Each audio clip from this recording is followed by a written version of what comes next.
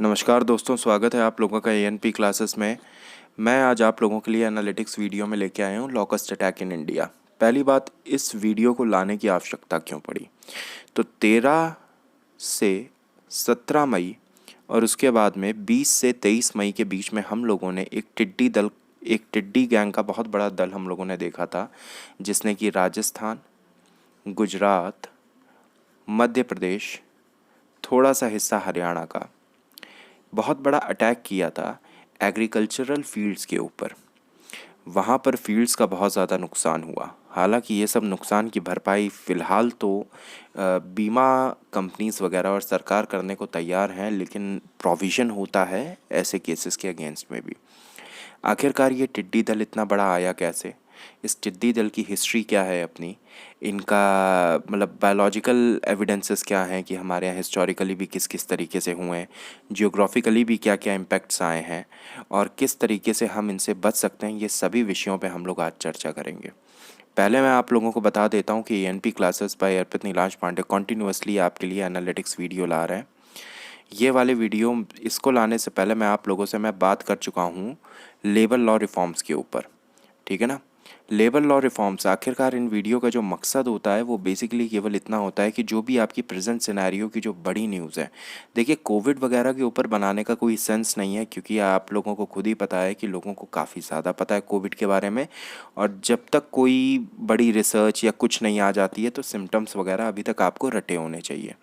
इतने बीच में हम लोगों को लेबर लॉ के ऊपर हम लोगों को देखने को मिला था, जिसको कि अलग अलग स्टेट्स ने डिसबैंड कर दिया था। अभी आगे आप लोगों को लॉकस्ट अटैक के ऊपर मैं ला ही रहा हूँ, ये वाला वीडियो प्रेजेंटली आपका चल ही रहा है। इसके बाद में मैं कोशिश करूँगा आपका आत्मनिर्भर भारत के ऊपर, आत्मनिर्भर भारत का आखिरकार इम्पैक्ट कैसा आ रहा है ये देखने के लिए मैं कुछ दिनों के लिए रुका था कि आरबीआई वगैरह के भी रूल्स और रेगुलेशन पता चल जाए कि किस तरीके से आरबीआई सपोर्ट कर रहा है, किस तरीके से नहीं सपोर्ट कर रहा है। केवल आप लोगों को सीधे सीधे रूल्स पढ़वा देने से कोई फ़र्क नहीं पड़ने जा रहा है। ये सारे वीडियोस मैं बहुत ही लेमन टर्म्स में बना रहा हूँ। कोशिश कीजिए कि आप लोग वीडियो को पूरा देखें, और जस्ट इन केस आपको अगर वीडियो अगर पसंद आता है तो लाइक करें, सब्सक्राइब करें, अपने दोस्तों के बीच में शेयर करें। That will be motivating for us. इससे हमारा काफ़ी ज़्यादा मोटिवेशन होता है और आगे भी हम लोग कार्य करने के लिए प्रयासशील रहेंगे अगर आप लोगों का साथ बना रहेगा। तो मैं बात कर रहा हूँ लॉकस्ट अटैक इन इंडिया। ये लॉकस्ट अटैक को, पहली बात है, लॉकस्ट को बहुत से लोग ग्रास हॉपर भी बोलते हैं, ठीक है। और कई लोगों का मत है कि ग्रास हॉपर एक अलग चीज़ है और लॉकस्ट एक अलग चीज़ है। तो मैं आपको बता दूं कि जो लॉकस्ट है वही ग्रास हॉपर होता है, बस केवल कुछ हार्मोनल चेंजेस होते हैं ग्रास हॉपर के अंदर, जिसकी वजह से लॉकस्ट में कन्वर्ट हो जाता है। पहली बात, ये अलग से स्पीशीज़ नहीं है। दूसरी बात, लॉकस्ट के अंदर ये जो हार्मोनल चेंजेस होते हैं ये कई कई तरीके से, इसकी फिजियोलॉजी के ऊपर हो, चाहे इसके कलर के ऊपर हो, चाहे इसकी स्ट्रेंथ के ऊपर हो, अलग अलग तरह से प्रभाव डालते हैं। वो हार्मोन कौन सा है थोड़ी देर में बताएंगे। ये जो लॉकस्ट अटैक हुआ है इंडिया के अंदर, ये इंडिया से शुरुआत ना होके आपका हॉर्न ऑफ अफ्रीका यानी कि अफ्रीका के एरिया से आपकी शुरुआत हुई थी। ये देखिए, हॉर्न ऑफ अफ्रीका ये पर्टिकुलर एरिया कहलाता है। फिर सऊदी अरेबिया, यूएई, ओमान और ईरान, फिर इसके बाद में अफ़गानिस्तान, पाकिस्तान और इंडिया को यह कवर करता हुआ आया है, ठीक है। तो ये पूरा इसका सिनेरियो रहा है। आखिरकार ये क्यों आया, किस लिए आया, क्या वजह रही, ठीक है, इन सभी चीज़ों के ऊपर हम लोग आपसे चर्चा आज करेंगे। तो शुरू करते हैं ये वाला वीडियो। देखिए, बहुत ही मजाकी तौर पे लिखा हुआ है, this guy has travelled the world more than the most of the humans. ये पर्टिकुलर जीव ने जितना दुनिया ट्रैवल की है वो शायद से कई इंसानों से ज़्यादा है। बात बिल्कुल सही कही गई है। जो लॉकस्ट हैं वो होते क्या हैं, बेसिकली ग्रास हॉपर होते हैं, लेकिन एक हार्मोन होता है और उस हार्मोन का नाम है आपका, हार्मोन होता है और हार्मोन का नाम है आपका सेरोटोनिन। ये पर्टिकुलर जो हार्मोन होता है ये इंसानों के भी अंदर पाया जाता है और इसको कहा जाता है इंसानों के अंदर हैप्पीनेस हार्मोन। तो ये जो सेरोटोनिन होता है ये बेसिकली आपका हैप्पीनेस का कारण होता है, या फिर जब आप लोग ज़्यादा खुश होते हो तो इस हार्मोन का सेक्रेशन इंसानों के अंदर होता है। किसी वजह से जब ये सेक्रेशन आपका ग्रास हॉपर के अंदर होता है तो ग्रास हॉपर में क्या चेंजेस आते हैं आप समझिए कि एक ग्रास हॉपर, देखिए ये चीज़ ग्रास हॉपर है, ठीक है। एक ग्रेस हॉपर दूसरे ग्रेस हॉपर के ऊपर चढ़ के और लेग का ये वाला जो पार्ट होता है आपस में घिसना शुरू कर देता है। किसी को भी नहीं पता है ऐसा क्यों होता है, किस लिए होता है, क्या करते हैं इससे, लेकिन ये आगे आने वाले चेंजेस का एक पूरक होता है। चेंजेस किन किन आयामों में आते हैं? पहली बात है कलर के ऊपर चेंजेस आते हैं। ग्रीन कलर से ये डार्क ब्राउन, ब्लैक और थोड़ा येलोइश मस्टर्ड कलर में कन्वर्ट होने लगते हैं। दूसरी बात है फिजियोलॉजिकल भी चेंजेस आते हैं। फिजियोलॉजिकल मतलब कैसे? इनकी फिजिक्स के ऊपर विंग्स जो इनके होते हैं वो बहुत अच्छे से डेवलप होना शुरू हो जाते हैं। तीसरी जो चीज़ हम लोगों ने देखी है, इनकी स्ट्रेंथ के ऊपर भी बहुत ज़्यादा असर आता है। स्ट्रेंथ के ऊपर कैसे आता है? सर आप एक बात को समझिए, अभी मैंने आपको एक पिक्चर दिखाई थी कि ये जीव कई ह्यूमन से ज़्यादा ट्रैवल करा है, तो ये 150 किलोमीटर पर डे चलने के काबिल बन जाते हैं जब ये इससे इसमें कन्वर्ट होते हैं। और इसी के साथ में ये 2.5 किलोग्राम का खाना लीव्स की फॉर्म में रोज़ खा सकते हैं। रोज़ ये इतना खाना आपका कंज्यूम कर सकते हैं।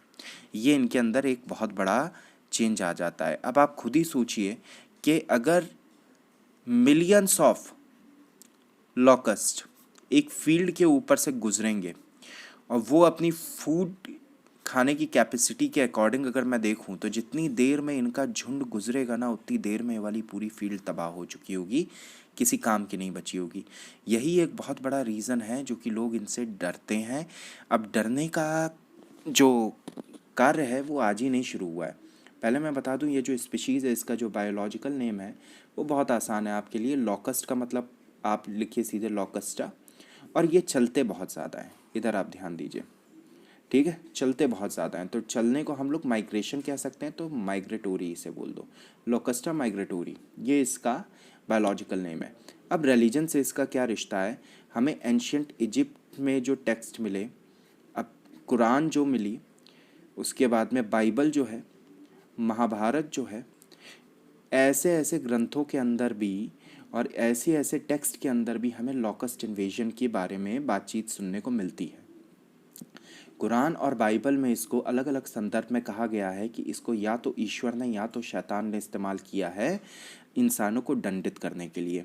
इजिप्ट के भी अंदर इसका इस्तेमाल कुछ इसी तरह से है। और महाभारत के अंदर किसी एक फेमाइन यानी कि किसी एक सूखे को दर्शाने के लिए क्या कहा गया कि इंद्र तो प्रसन्न हुए थे, लेकिन शैतानों ने एक काला बादल भेजा जिसने कि पूरे पूरे फील्ड्स को शमशान घाटों में तब्दील कर दिया। पूरे पूरे फील्ड्स के ऊपर से वो काला बादल गुजरा और शमशान में तब्दील हो गया। तो वो भी बात हो रही थी इस लॉकस्ट के बारे में, जब वो एक फेमाइन के बारे में चर्चा कर रहे थे।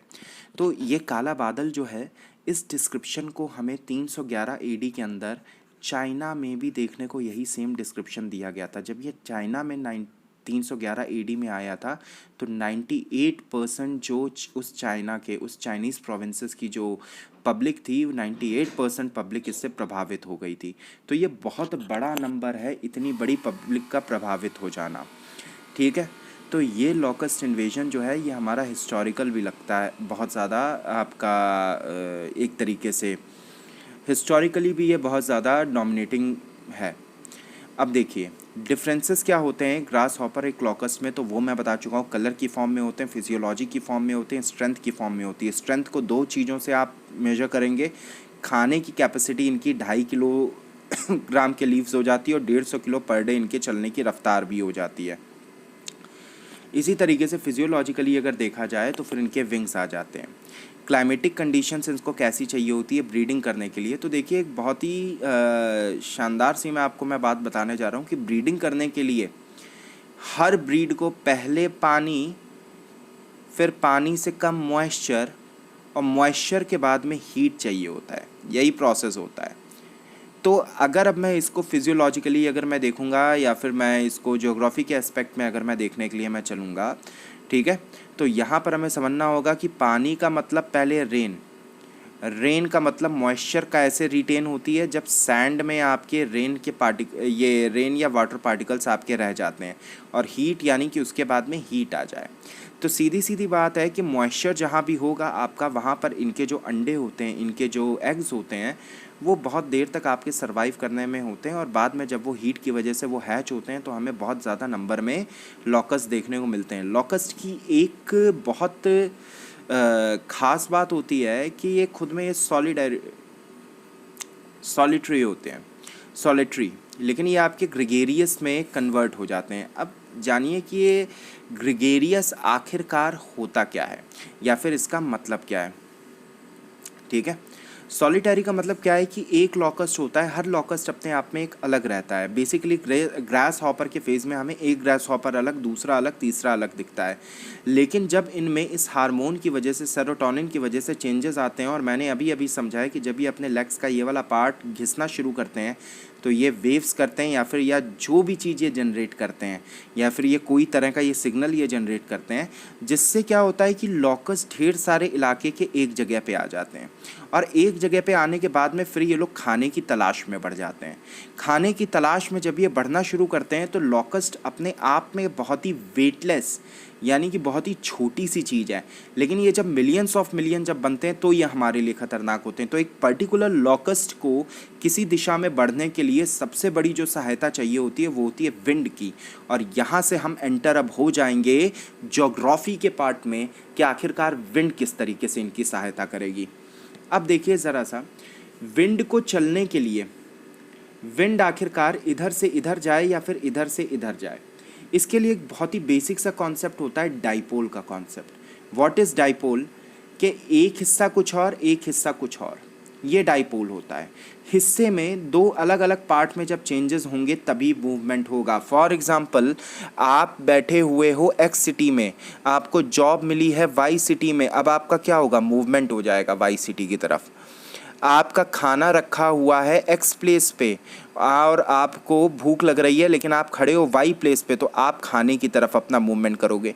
यानी कि किसी तरह की पावर में फ़र्क जो होता है दो प्लेसेस के बीच में, वो प्लेसेस आपका मूवमेंट जनरेट करता है। डाइपोल का भी यही किस्सा है।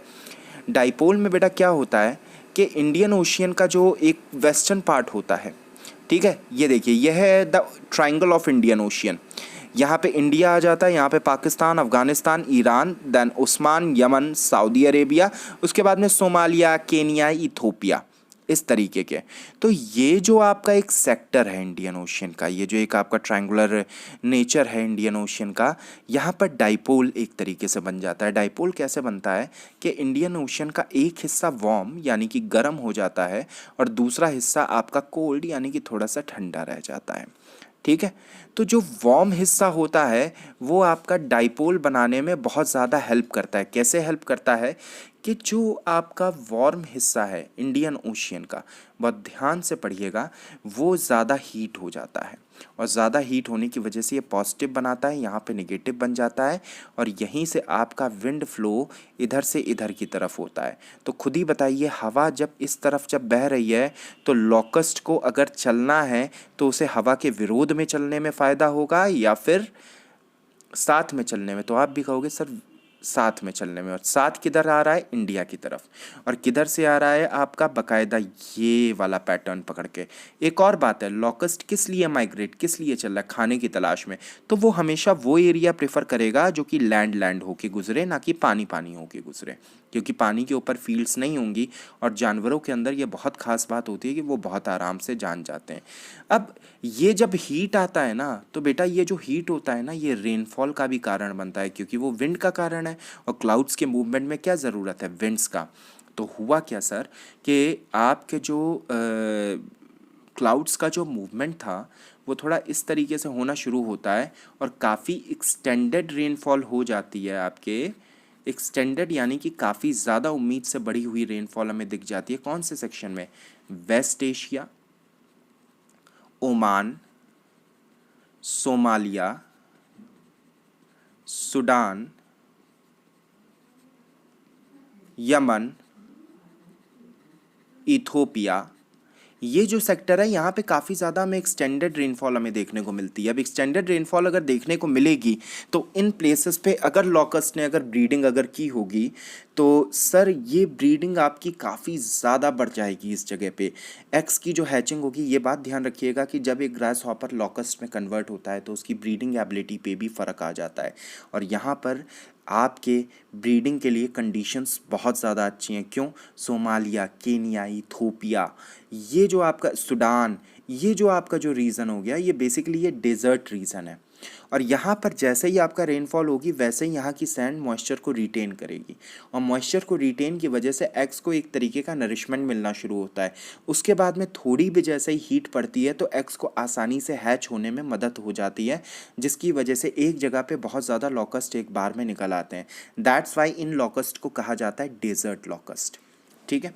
और अब आप देखिए इनके मूवमेंट का जो पैटर्न होगा, वो सोमालिया सबसे डेंजरसली अफेक्टेड हुआ था। सोमालिया के पास से होते हुए फिर ये यमन और इधर ये सऊदी अरेबिया, ओमान में, ओमान के बाद में आपका ईरान के बिल्कुल जो एक्सटीरियर पार्ट है इंडियन ओशियन से जुड़ा हुआ, फिर थोड़ा सा इंटीरियर पार्ट में भी अफगानिस्तान, पाकिस्तान, एंड देन ये एंटर किया इंडिया में। इंडिया में जब ये एंटर करता है तो पाकिस्तान से जो लगा हुआ जो रीजन है उस पर काफ़ी ज़्यादा इम्पैक्ट आता है। अब सर पाकिस्तान से लगा हुआ क्या था? गुजरात का थोड़ा बहुत रीजन, राजस्थान का काफ़ी हैवी रीजन, और हरियाणा तक इसका इम्पैक्ट हम लोगों को देखने को मिला था, हरियाणा और मध्य प्रदेश तक।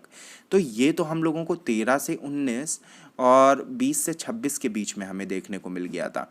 लेकिन अभी अभी रिपोर्ट आई है कि जुलाई के मंथ में हमें दोबारा से इतना बड़ा इन्वेजन देखने को मिल सकता है। तो आइए आते हैं हम लोग नेक्स्ट स्लाइड में कि आखिरकार इंडिया की हिस्ट्री लॉकस्ट के साथ में क्या रही है।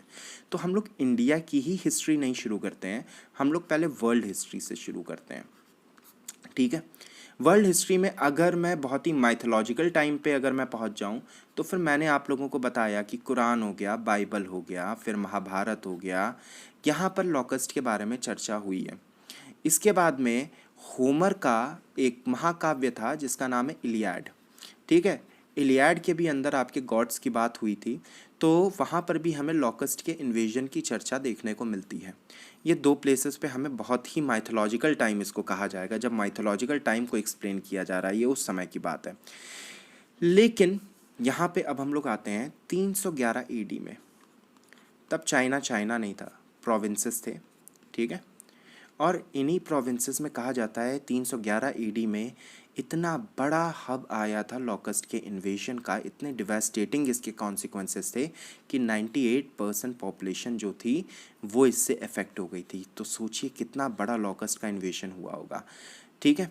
इसके डिस्क्रिप्शन जो दिया जाता है हमारे टेक्स्ट में वो ब्लैक क्लाउड की फॉर्म में दिया जाता है, और ये डिस्क्रिप्शन सेम मैच खाता है आपका महाभारत के डिस्क्रिप्शन से। अब ये मत कहिएगा कि चाइना भी महाभारत पढ़ता था, इन सब बेवकूफ़ी की बातों से कोई भी लेना देना नहीं है। इसी तरीके से हम लोग 1924 में आते हैं, अभी मैं चाइना की ही बात कर रहा हूँ।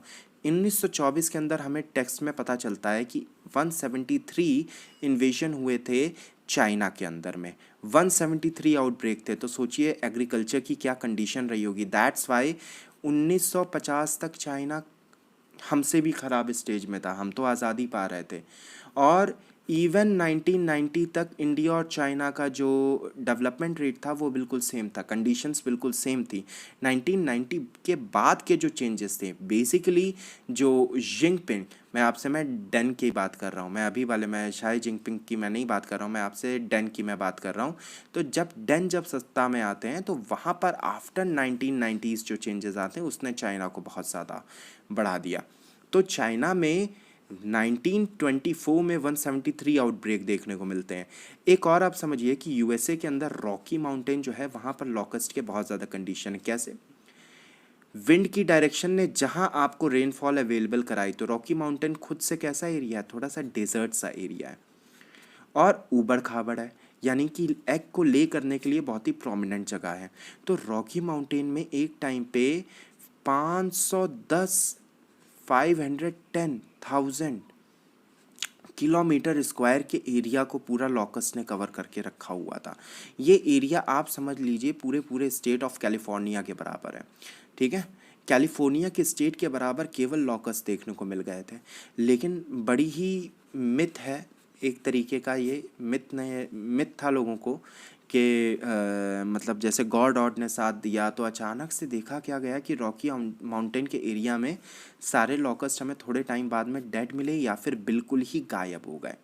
ठीक है, वैनिश हो गए पूरी तरीके से। ये एक मिथ था कि गॉड ने साथ दिया या जो था, लेकिन इसके अपने जो साइंटिफिक रीजंस हैं वो साइंटिफिक रीज़न आपके कुछ इस तरीके से हैं कि पहली बात है यूएसए जो था वो सस्टेनेबल फार्मिंग की तरफ स्विच कर चुका था। ठीक है, फर्स्ट ऑफ ऑल। और दूसरी बात है कि वहाँ पर गोल्ड डिगिंग शुरू हो चुकी थी, यानी कि सोना खोदने की तैयारियाँ शुरू हो चुकी थी। अब होता क्या है कि लैंड है, लैंड के नीचे एग्स दिए, लेकिन आपने क्या किया, सारी मिट्टी को आपने अगड़ बगड़ अगर आपने कर दिया, आपने सारी मिट्टी को आपने अगर खोद के रख दिया, तो उनके जो एग्स होते हैं वो डिस्ट्रॉय हो जाते हैं। और इतने बड़े लेवल पे जो गोल्ड डिगिंग जो शुरू हुई थी, उसकी वजह से कईयों का मानना है कि यहाँ पर लॉकस्ट का इशू ख़त्म हो गया। तो हमें ये समझ में आता है कि लैंड को किसी तरीके से अगर हम प्लग कर देंगे, यानी कि इसकी अगर हम लोग एक तरह हल जोत देंगे, इसकी ऊपर प्लगिंग कर देंगे, तो शायद से लॉकस्ट प्रॉब्लम ख़त्म हो जाए। लेकिन ये उनको ख़त्म करेगा जो ऑलरेडी लैंड के नीचे हैं। अब ऐसा कब होता है कि मुझे इनको ख़त्म करने की ज़रूरत पड़े? जैसे मानिए अभी केस हुआ, लॉकस्ट आए, इंडिया के ऊपर से लॉकस्ट निकले। अब जितने टाइम तक ये जिस एरिया में रुके, उतने टाइम तक इन्होंने लैंड के नीचे जाके अपने एग्स दे दिए। अब इन एग को अगर अगले सीज़न से पहले अगर मैंने इन वाले एग्स को टैकल कर लिया प्लग करके, तो मुझे आगे लॉकस्ट प्रॉब्लम देखने को नहीं मिलेगी। लेकिन अगर मैंने नहीं किया तो मुझे आगे हो सकता है कि इससे भी बड़ी लॉकस्ट प्रॉब्लम देखने को इंडिया के अंदर मिल जाए। हम लोग एग्स वाले सेक्टर को तो ट्रीट कर सकते हैं, लेकिन वैसे लॉकस्ट को हम लोग कैसे ट्रीट करेंगे जो कहीं बाहर से आ रहे हैं? जैसे कि अभी की सिचुएशन है कि हमारे यहाँ जो लॉकस्ट आए हैं वो पाकिस्तान साइड से हैं, लेकिन इसको देखिए, हिंदुस्तान पाकिस्तान का मुद्दाम नहीं बनाएंगे। क्यों? क्योंकि बेसिकली पाकिस्तान पे अफ़गानिस्तान से आए हैं, अफ़गानिस्तान पे ईरान से आए हैं, ईरान पे ओमान से आए हैं, और ओमान पे अफ्रीका से आए हैं। ठीक है, तो ये पूरा एक सिचुएशन है। और मैंने आपको बताया कि अफ्रीका से क्यों आए हैं, क्योंकि वहाँ पे इंडियन ओशन डाइपोल का फॉर्मेशन हो जाता है। ठीक है, now come to next thing कि कोविड-19 के टाइम पे ही लॉकस्ट अटैक हुआ। अब एक बहुत ही शानदार सा आप एक डेटा देखिएगा कि मैंने आपको हिस्ट्री बता दी है। अच्छा, अभी इंडियन हिस्ट्री के बारे में हम लोगों को बात करना रह गया है। यहाँ पे मैंने आपको वर्ल्ड के बारे में मैंने थोड़ा सा मैंने बता दिया, इंडियन हिस्ट्री में आपको मैं इधर मैं बता देता हूँ कि लॉकस्ट का जो इशू था वो इंडिया में भी प्रिवेल था। तो हुआ क्या कि 1926 से 31 के बीच में जो ब्रिटिश राज के अंदर जो इंडिया था, ब्रिटिशर्स ने क्या किया, ब्रिटिशर्स को इस इशू के बारे में बहुत अच्छे से पता था। तो ब्रिटिश राज के अंदर में लॉकस्ट के ऊपर रिसर्च होता है, और 1939 में इंडिया के अंदर लॉकस्ट वार्निंग ऑर्गेनाइजेशन का फॉर्मेशन हो जाता है। ठीक है, लॉकस्ट वार्निंग ऑर्गेनाइजेशन का फॉर्मेशन हो जाता है, और ये फॉर्मेशन होता है कराची में। अब ये मत बोलिएगा कि ये तो इंडिया के अंदर नहीं, ये तो पाकिस्तान में है। देखिए, हम बात कर रहे हैं 1939 की, और तब इंडिया कैसा था? इंडिया और पाकिस्तान एक ही था। तो इसका जो हेड क्वार्टर होता है वो कराची में रखा जाता है।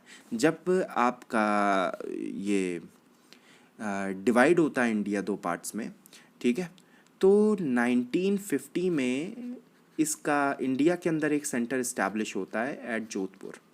ठीक है, और जोधपुर में जो सेंटर होता है इसको अंडर रखा जाता है डायरेक्टोरेट ऑफ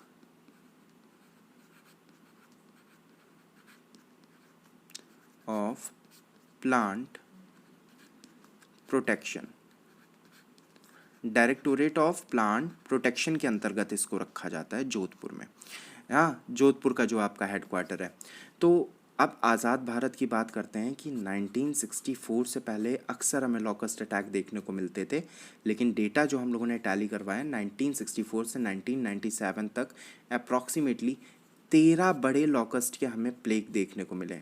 क्यों ये 13 में कन्वर्ट हुआ, मैं यहीं से मैं क्यों बात कर रहा हूँ अभी थोड़ी देर में मैं बताता हूँ। मैं इसका रीज़न मैं आपको वैसे तो दे चुका हूँ। फिर 1997 से 2010 के बीच में हम लोगों को 5 लॉकस्ट के बड़े प्लेग देखने को मिलते हैं, और 2010 से 2019 तक हमें कोई बड़ा देखने को नहीं मिला। मतलब छोटे मोटे टिड्डे विड्डे आ गए राजस्थान और गुजरात के एरिया में, अदरवाइज़ हमें कोई खास बड़ा देखने को नहीं मिला। तो आखिरकार यहाँ पे क्या हुआ 2020 में कि इतना बड़ा हम लोगों को स्वार्म देखने को मिल जाता है, इतना बड़ा हम लोगों को लॉकस्ट का बड़ा एक दल देखने को मिल जाता है। तो समझिए, मैंने आपको अभी अभी बताया कि सस्टेनेबल फार्मिंग जब होना शुरू होती है तो लॉकस्ट के एक तो एग्स मर जाते हैं। तो 64 के आसपास में फार्मिंग के ऊपर हम लोगों ने ध्यान देना शुरू कर दिया था। और दूसरी बात है, बाई एयर इंसेक्टिसाइड पड़ना शुरू हो गए थे। तो बाई एयर इंसेक्टिसाइड का मतलब क्या होता है कि प्लेन से इंसेक्टिसाइड फील्ड्स के ऊपर डाल दिए जाते हैं। ठीक है, तो बाई एयर इंसेक्टिसाइड पड़ने की वजह से लॉकस्ट के एग्स में बहुत ज़्यादा कमी आती है, जो हमें 64 से 97 के बीच में सेम फार्मिंग प्रैक्टिसेस देखने को मिलती हैं, सेम तरह की फार्मिंग देखने को मिलती है। इसके बाद में फार्मर्स ने भी पेस्टिसाइड का यूज़ करना शुरू कर दिया था। ठीक है, हल की जुताई होती थी, दो अलग अलग सीजन्स में जो ना क्रॉप को सो मतलब कि बोया जाता था। ठीक है, 97 से 2010 तक। अब देखिए, इतने लंबे टाइम तक अगर आपने सस्टेनेबल फार्मिंग अगर आपने प्रैक्टिस की है तो ऑफ कोर्स बहुत बड़ी कमी होगी, और आगे आने वाले समय में उसमें और भी हमें कमी देखने को मिलेगी। ठीक है, लेकिन 2010 से 2019 में हमें बिल्कुल ही हमें लो देखने को मिल जाता है। लेकिन 2020 में अब हुआ क्या, समझिए।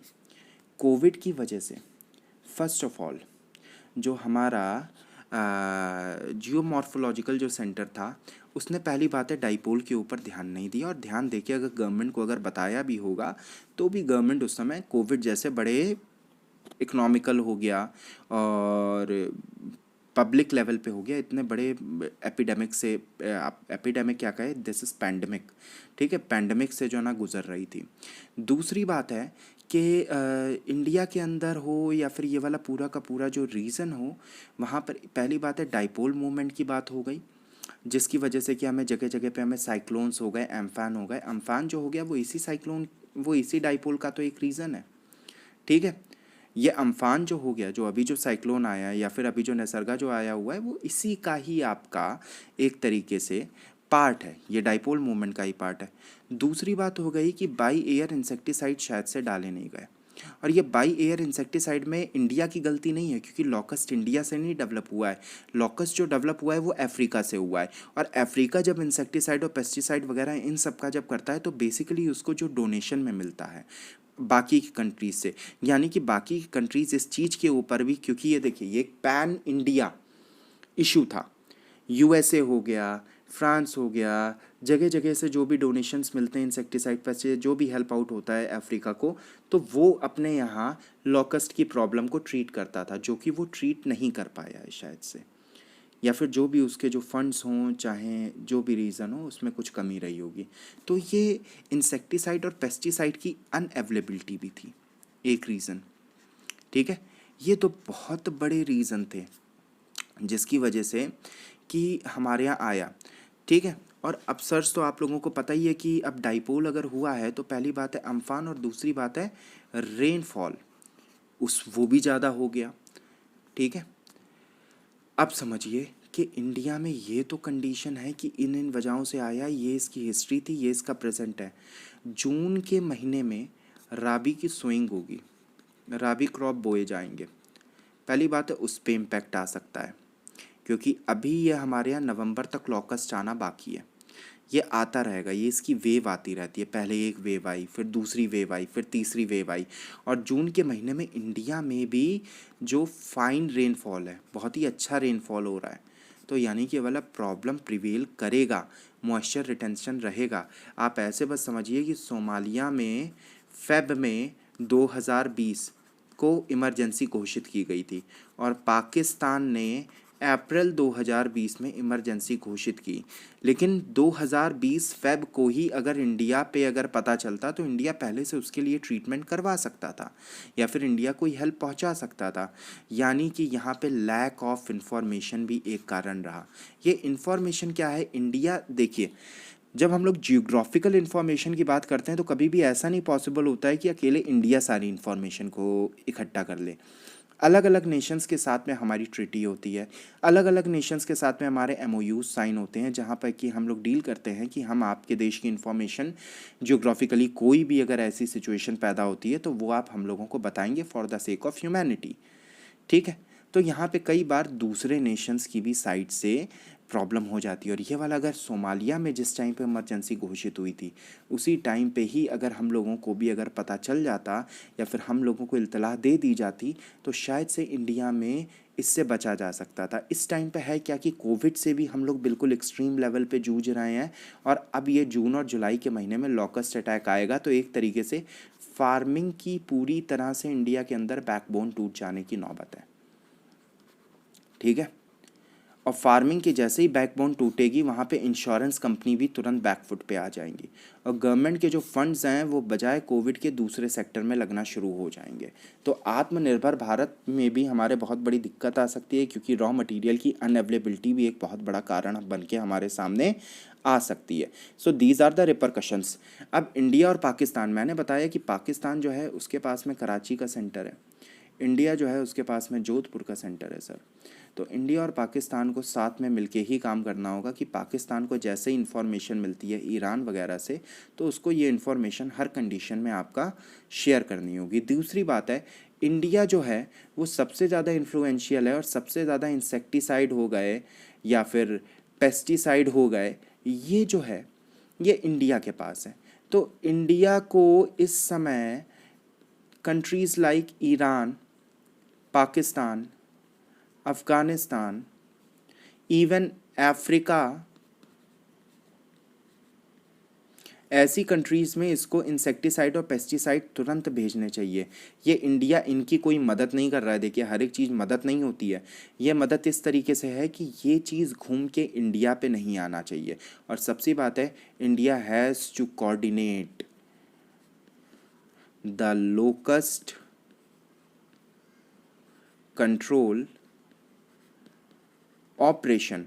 इंडिया को लोकस्ट कंट्रोल ऑपरेशन को बाकी कंट्रीज़ के साथ में कोऑर्डिनेट करना चाहिए, और अपना इंफॉर्मेशन शेयरिंग का जो एक वेब है उसको और अच्छे से डेवलप करना चाहिए। ठीक है, इस समय इंडिया एक तरीके से वर्ल्ड लीडर बन के उभर सकता है इंसेक्टिसाइड और पेस्टिसाइड में, जैसे कि नीम ऑयल बेस्ड जो आपके इंसेक्टिसाइड हैं उसको प्रमोट कर सकता है। ठीक है ना, पैन इंडिया के प्रमोशन के तहत। ऊपर से सबसे अच्छा मौका है, देखिए लॉकस्ट को जो रोकने का जो सबसे अच्छा जो तरीका माना गया था वो ये है कि बर्ड्स जो होती हैं वो इन टिड्डों को खा जाती हैं। तो बर्ड्स अगर ज़्यादा होंगी तो इन हॉपर्स की जो तादाद होती है वो ऑटोमेटिकली आपकी कम हो जाती है। देखिए, बर्ड्स जो होती हैं इनको क्या होता है, इनसे भी आपके फील्ड्स को खतरा होता है, लेकिन यहाँ पे फील्ड की नेटिंग करके इस खतरे से बचा जा सकता है। नेटिंग हम कैसे करते हैं फील्ड की, कि एक बहुत बड़ी सी कोई फील्ड है, इसमें हमने 12-12 फुट पे खंबे जगह जगह पे लगा दिए, और इन खंभों के ऊपर हमने एक नेट सा एक हमने बांध दिया, तो बारिश पानी सब कुछ मिलेगा, लेकिन जो बर्ड्स हैं उनका आक्रमण नहीं हो पाएगा। और ये जो बर्ड्स होती हैं ये लॉकस्ट को ये खा लेती हैं, या फिर हवा में ही ये इनको चितरा देती हैं इधर से उधर। अब ये बर्ड्स जो थी इनकी काफ़ी ज़्यादा किलिंग कर दी थी चाइना ने इन द ईयर 1943।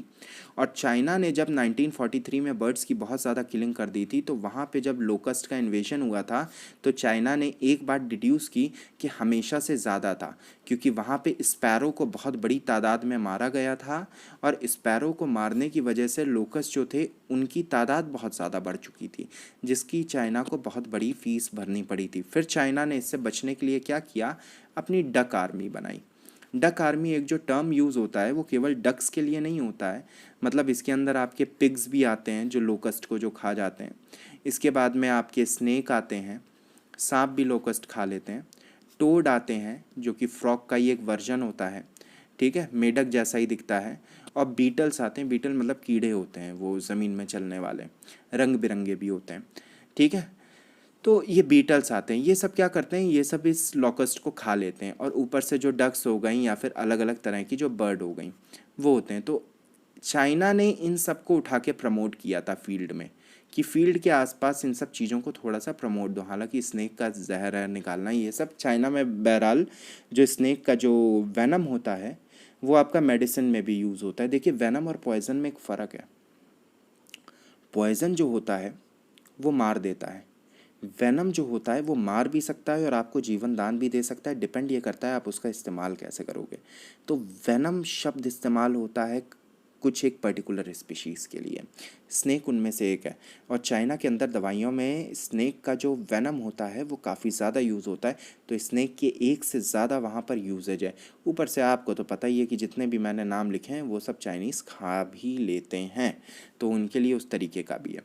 लेकिन ये सब जो चीज़ें हैं ये सब काफ़ी लो क्वांटिटी में, मतलब ये बहुत लंबे टाइम पे जाके आपको असर दिखाएंगी।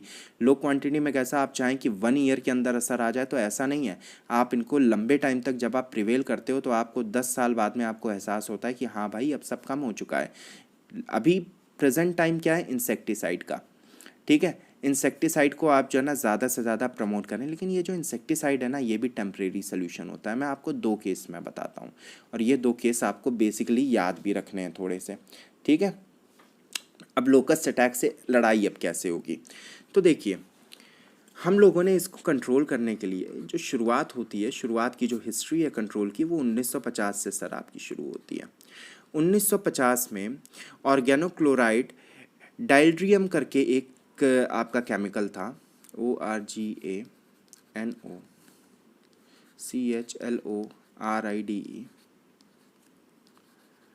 डाइएल्ड्रिन।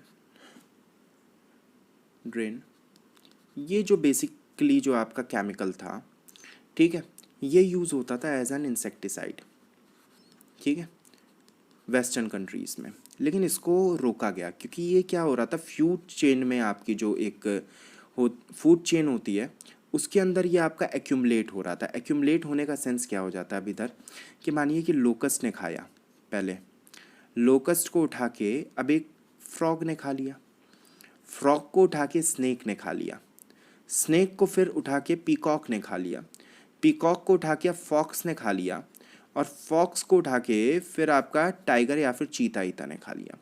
अब देखा गया कि ये जो है लॉकस्ट के थ्रू ऑर्गेनोक्लोराइड डाइल्ड्रियम ये इन सब में मौजूद था। ऐसा नहीं हुआ कि हमारे हमारे क्या इन जानवरों के डाइजेशन प्रोसेस ने उसको कंज्यूम कर लिया हो किसी तरीके से, और ये आगे जाके टाइगर के थ्रू और ज़्यादा ये फैलना शुरू होता है।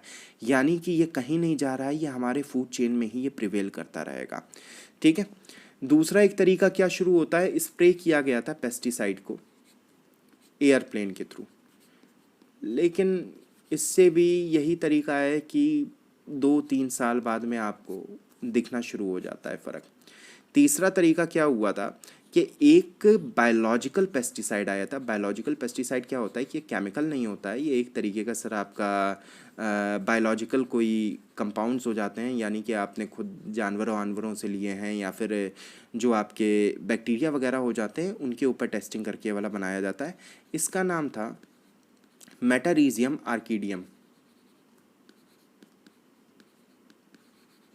ये जो मेटारीजियम आर्किडियम था ये बहुत पावरफुल था, ये सीधे एक्सोस्केलेटन पे काम करता था, और एक्सोस्केलेटन पे काम करने की वजह से ये जेनेटिकली भी लॉकस्ट के ऊपर असर डालता था।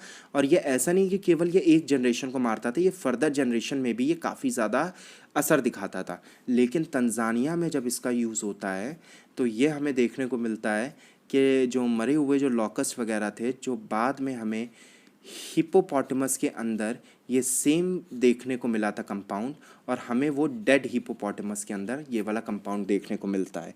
यानी कि ये बहुत ही डेडली साबित हो रहा था। एक्सोस्केलेटन पे तो ये फ़र्क डाल ही रहा था, है ना। ये किस तरीके से डाल रहा था कि लॉकस के एक्सोस्केलेटन पे ये फ़र्क डालता था जर्मिनेशन के थ्रू, और जर्मिनेशन के थ्रू उनकी फिर वो डेथ होती थी आगे जाके, ठीक है। तो ये बहुत ही पावरफुल अपने आप में कंपाउंड था, लेकिन आगे जाके हिपोपोटामस हो गए और जिराफ्स हो गए, ये उनको भी ये बहुत ज़्यादा इफ़ेक्ट कर रहा था। हिपोपोटामस कई जगहों पे डेड पाए गए।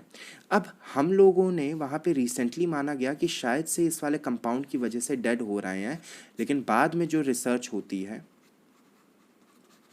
उससे पता चलता है कि इस वाले कंपाउंड के थ्रू नहीं हो रही थी डेथ, कोई और रीज़न रहा होगा। ये वाला कंपाउंड पूरी तरीके से अनहार्म्ड है।